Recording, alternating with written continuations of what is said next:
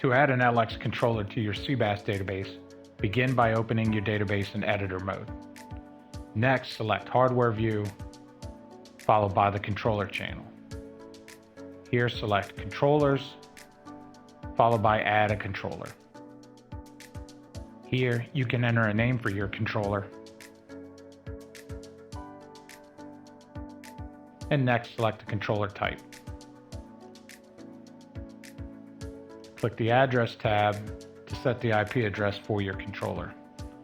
Other addressing options are available for more advanced applications. Please contact technical support for assistance with these options. Once you've set the IP address, you can close this window and choose from the following three options. Create a new blank database, use a pre-programmed template, or copy from an existing controller. For the purposes of this video, we are going to create a new blank database, meaning that we will start from scratch, rather than import or copy information over from another resource. Your controller has now been added to CBAS.